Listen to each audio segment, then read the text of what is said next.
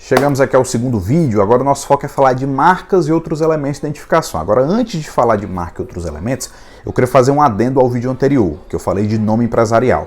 Eu deixei de falar lá um ponto muito importante, que é o seguinte: o nome empresarial é registrado na junta comercial, junto ao registro de empresário. A junta comercial é sempre um órgão de âmbito local. Cada estado da federação tem a sua respectiva junta comercial. Portanto, se eu registro meu nome empresarial aqui no estado do Ceará, a minha proteção, a priori, ela se restringe ao estado do Ceará, para qualquer ramo de atividade, tá? A lei veda que exista nome empresarial idêntico a outro no mesmo estado, perante a mesma junta. Então a proteção é para todos os ramos de atividade e de âmbito local. Isso é mais uma diferença do nome empresarial, que tem lá suas regras rígidas de conformação, das marcas. Porque as marcas, como a gente já viu, a gente já tinha falado de marca, elas são regidas por outra legislação, a Lei 9279 de 96, e a Lei 9279 diz lá no artigo 122 que a marca é qualquer elemento visual designativo de produto, de serviço ou da própria empresa, que pode ser simbólico, pode ser nominativo, pode ser misto ou pode até ser tridimensional. Mas aí o registro da marca é feito perante o INPI, Instituto Nacional da Propriedade Industrial, e aí esse registro de marca tem proteção nacional, entretanto, num âmbito específico de atuação, porque como a gente viu também, está lá no site do INPI, você pode conferir, existe uma divisão de 45 classes diferentes em que eu posso registrar uma marca, dependendo do ramo de atividade que eu atue, que a minha empresa esteja segmentada, ou dos ramos de atividade que ela atue. Tá? Então eu registro num segmento específico, né, num âmbito de atuação, numa classe, só que a proteção é em todo o território nacional. Então tem essa diferença bem importante entre nome empresarial e marca. Seguramente, nome empresarial e marca são os principais elementos de identificação de qualquer empresa. O nome empresarial por ser o nome oficial e a marca por ser o mais utilizado, o mais divulgado, né, o mais difundido. É aquilo que a empresa normalmente trabalha com o seu público para que todo mundo conheça, para que todo mundo visualize, né? Às vezes até a marca ela vira, né, um símbolo de status, um símbolo de diferencial, e as pessoas fazem questão de usar aquela marca, de mostrar que estão usando aquela marca, né? Então isso é algo bastante comum, tá? Bastante recorrente, até porque é muito trabalhado mesmo pelas empresas. Agora, não são esses os únicos elementos de identificação da empresa, né? Fica certo então que o nome empresarial é regido pelo Código Civil, né, pela Lei 8.974 e pelo Decreto 1800, e que a marca é regida pela Lei 9279.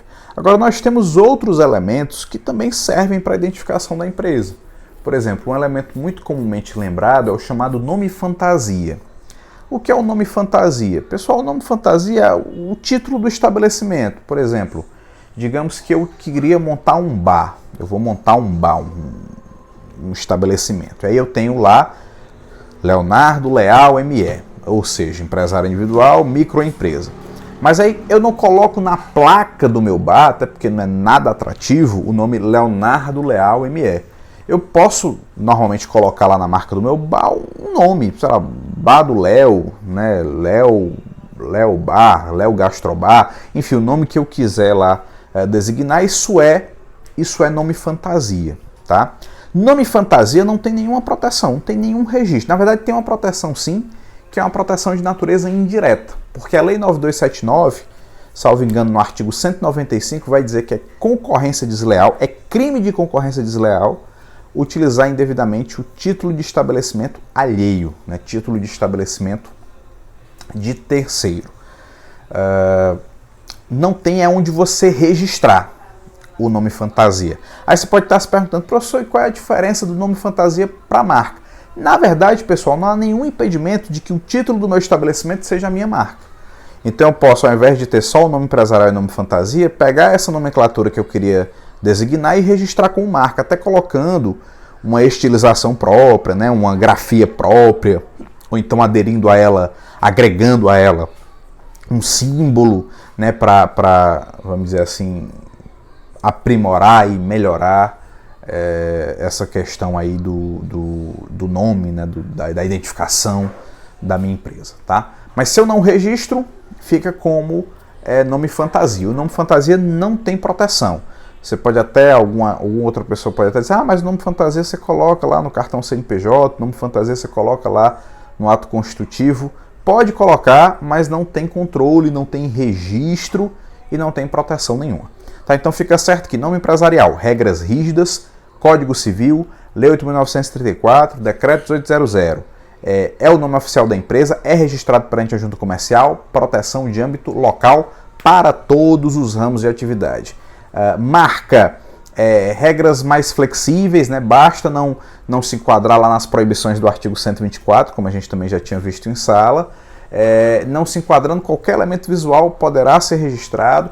O registro é feito perante o INPI, proteção de âmbito nacional, mas para ramos de atividade específico, dividido em classes. Já nome fantasia não tem registro, não tem controle, não é impedido que eu registre o nome fantasia como marca, eu posso fazê-lo, mas se eu não registrar não tem nenhum tipo de proteção direta, vai ter proteção indireta, pois caracterizará crime de concorrência desleal utilizar o título de estabelecimento alheio, tá? Então, em relação aos nomes, esses eram os principais pontos. Agora, claro que existem muitos outros elementos, tá, pessoal, que podem servir para identificar uma empresa. Passando, por exemplo, por slogans, né, por jingles. Quem, por exemplo, aqui no estado do Ceará não lembra facilmente da musiquinha da Casa Pio, né, do Papo é Pio, vamos para Casa Pio.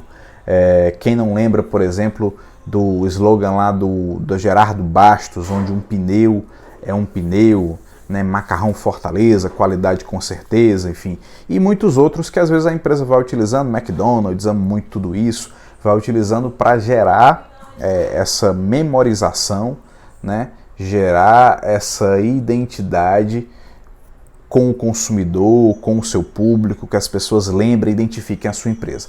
E esses outros elementos, esses realmente não vão ter proteção específica, mas hoje você passa a ter um cenário de maior controle, de maior cuidado com essas questões, né, porque cada vez mais as empresas passam por discussões sobre o que é elemento de identificação da empresa ou não, ou seja, o que é da identidade daquela empresa e o que não, o que é de, vamos dizer assim, de uso público, né, de domínio público, que qualquer pessoa pode se valer.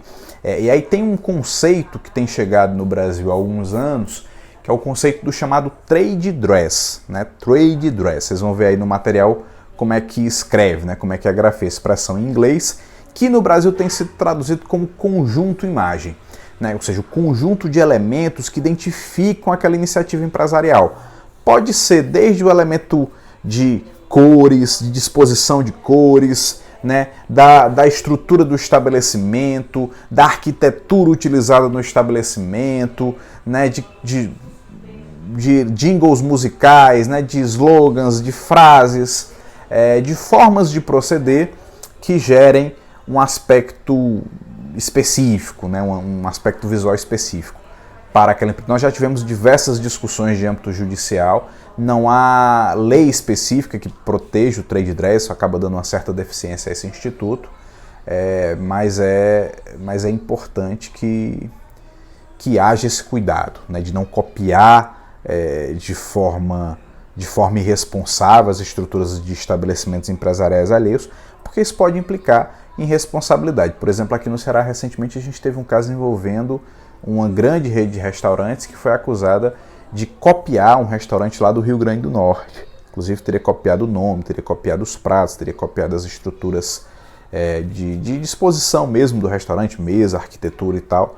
E aí essa rede de restaurante, que é uma grande rede, uma rede muito conhecida, ela foi condenada a indenizar. Se você pesquisar aí na internet, você vai ver qual é essa rede de restaurantes, qual é o caso que eu estou falando. Inclusive, essa questão do trade dress está no nosso fórum de discussão, tá? Então, para além desse vídeo aqui, que você pode ver e ver outras vezes, que resume um pouco a abordagem, tem nossa nota de aula, tem texto para ler e tem os fóruns de discussão para acessar. Tá? Então, eu espero que vocês acessem, aproveitem esse material, ocupe o tempo de vocês durante essa quarentena de modo produtivo.